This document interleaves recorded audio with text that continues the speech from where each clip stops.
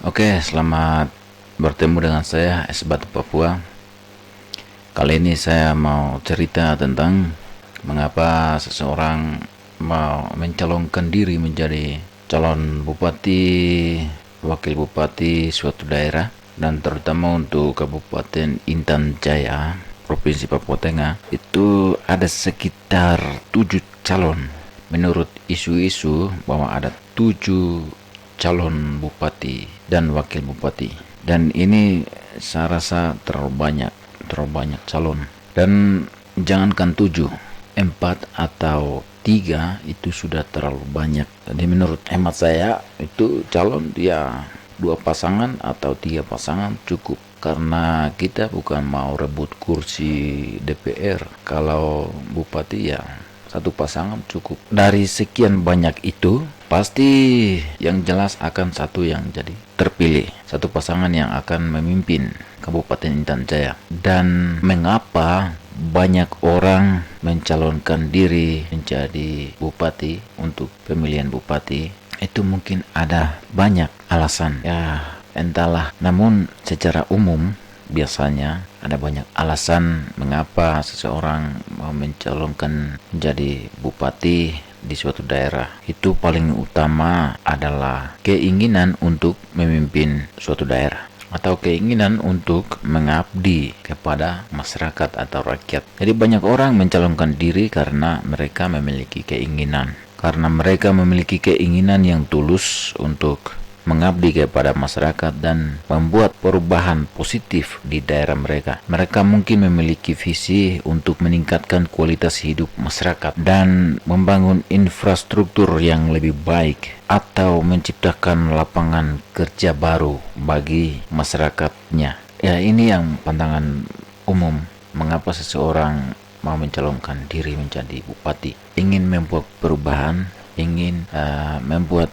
lapangan pekerjaan bagi warganya. Kalau tidak ada lapangan pekerjaan, ya tentu banyak yang akan menjadi pengacau, tentu banyak yang akan menjadi pemberontak, banyak yang melawan pemerintah karena tidak direkrut. Kemudian alasan kedua kenapa seseorang mau calonkan diri menjadi bupati, yang kedua itu keyakinan bahwa mereka memiliki kemampuan untuk memimpin. Kalau soal kemampuan ini, ya semua orang punya jiwa memimpin, semua orang punya. Tetapi dari semua itu pasti tidak banyak yang memimpin. Jiwa kepemimpinannya itu merakyat, jiwa kepemimpinannya itu merangkul siapa saja. Yang musuh pun harus dirangkul. Dan seorang pemimpin itu dia harus menarik sebanyak-banyaknya orang, rakyatnya. Jangan rakyatnya menjadi pemberontak atau orang menjadi pembenci pemimpinnya. Calon bupati dan wakil bupati biasanya memiliki keyakinan yang kuat bahwa mereka memiliki kemampuan dan pengalaman yang diperlukan untuk memimpin kabupaten mereka dengan sukses. Mereka mungkin memiliki latar belakang dalam pemerintahan, bisnis atau bidang lain yang relevan. Dan kemampuan-kemampuan itulah yang mereka mau terapkan untuk memimpin masyarakat mereka,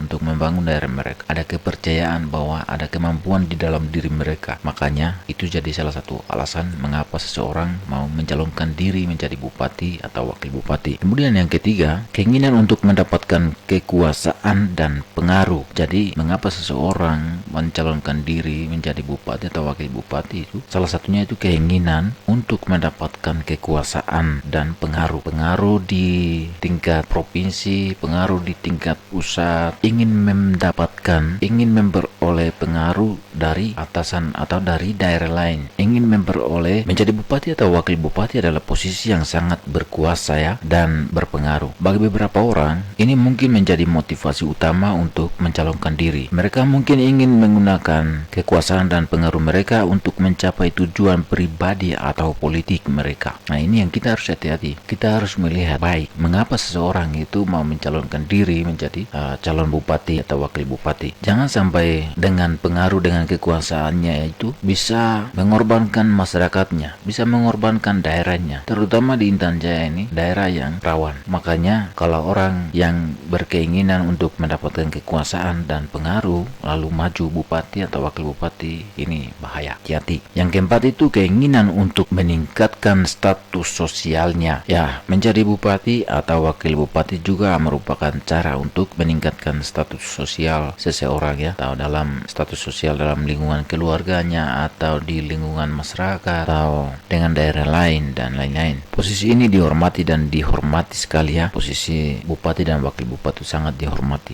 dan dapat memberikan rasa kebanggaan dan pencapaian dalam keluarga, dalam masyarakat, dalam suku, marga. Dan kadang kalau orang mencalonkan diri menjadi bupati dengan motivasi seperti ini hanya untuk meningkatkan status sosialnya, maka di situ akan kendara. Mereka kenapa bisa, lalu kenapa kita tidak bisa? Marga itu menjadi bupati bisa, kenapa marga kita tidak bisa? Atau suku itu kenapa mereka menjadi bupati itu bisa, sedangkan suku kita tidak bisa? Nah, model-model ini bahaya. Nanti tidak ada pelayanan terhadap masyarakatnya, daerahnya, dan dalam struktur pemerintahannya akan kentara. Oh, itu kenapa mereka semua yang jadi kepala dinas, marga itu saja yang jadi kepala dinas, atau orang-orang dari suku itu saja yang jadi kepala dinas, atau bukan hanya kepala dinas saja tapi stafnya, apanya itu semua itu dari suku tersebut atau marga tersebut.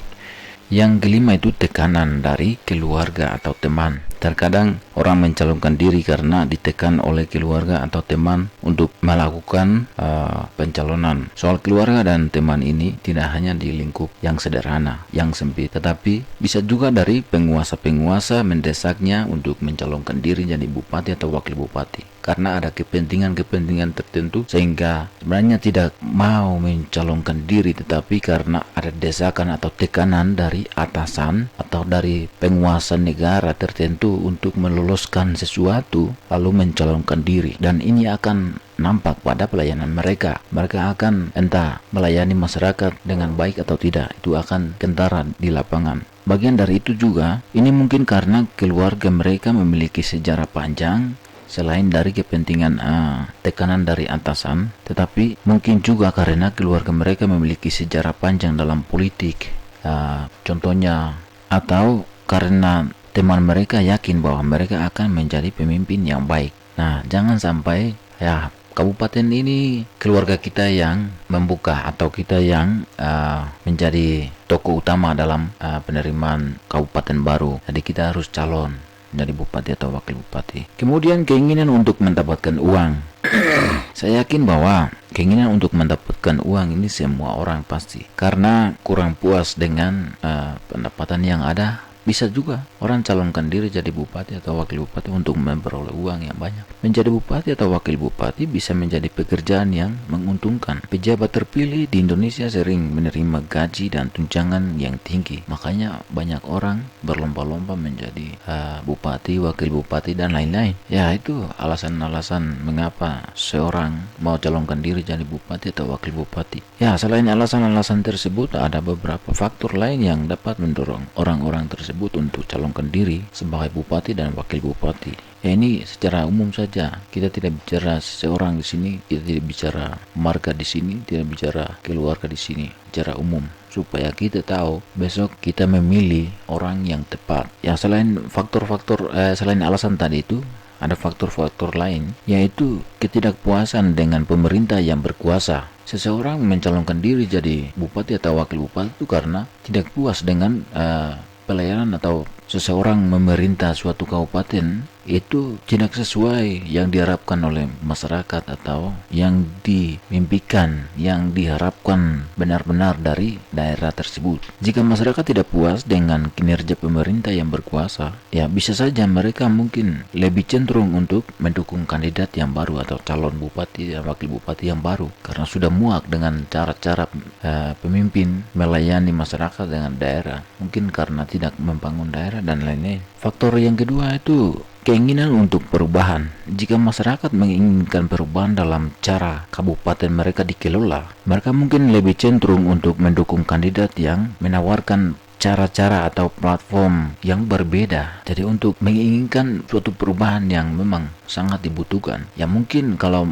contoh saja seseorang memimpin kabupaten tidak membawa perubahan, ya masyarakat ingin memilih yang lain supaya ada perubahan. Faktor yang ketiga itu munculnya isu-isu baru. Isu baru mungkin menyangkut keamanan, menyangkut jabatan, menyangkut mungkin korupsi dan lain-lain. Munculnya isu-isu baru seperti korupsi atau kriminalitas. dapat mendorong kandidat untuk mencalonkan diri dengan platform yang berfokus pada pemecahan masalah ini. Ya, kemungkinan seseorang kena jerat hukum atau korupsi dan lain-lain, berarti harus seseorang yang gantikan. Dan pada akhirnya keputusan untuk mencalonkan diri sebagai bupati dan wakil bupati itu adalah keputusan pribadi yang didasarkan pada berbagai faktor, berbagai alasan, tergantung pribadi-pribadi mereka pada akhirnya. Penting bagi pemilih untuk memahami motivasi kandidat, motivasi para calon bupati dan wakil bupati yang mereka dukung sehingga mereka dapat membuat keputusan yang tepat pada hari pemilihan. Jadi bagi kita masyarakat itu sangat penting sekali untuk mengetahui motivasi para calon atau mereka punya visi misi. Itu kita harus tahu baik apakah calon ini akan memimpin dengan baik atau tidak. Apakah calon ini akan melayani masyarakat, hidup sama-sama, tinggal sama-sama dengan masyarakat, membangun daerah, membawa perubahan atau tidak. Nah, itu kita harus jeli melihat itu. Lalu kita menentukan siapa yang sangat cocok. Semua kandidat itu orang hebat. Semuanya adalah putra-putra daerah yang mampu,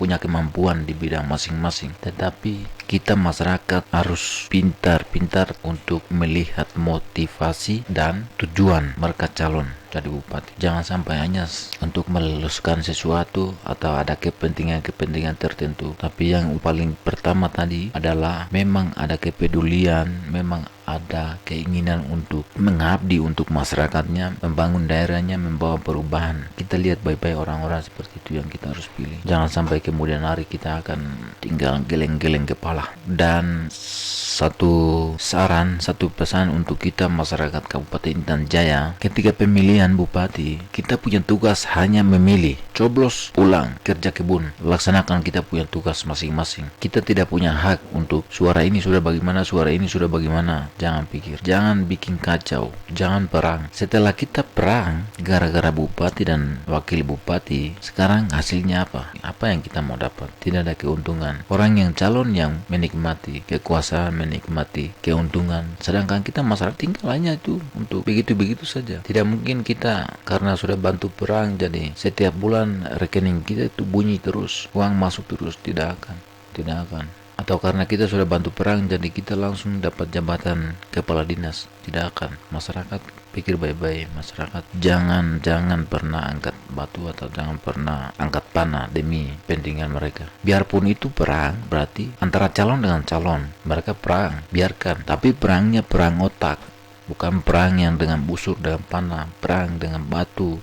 Tidak ada, itu tidak boleh. Jadi masyarakat kita punya tugas, ingat kita punya tugas duanya, coblos, pulang, kerja kebun atau kerja pekerjaan kita. Itu saja yang saya sampaikan. Selamat jumpa lagi di episode berikut. Salam hormat untuk kita Indonesia.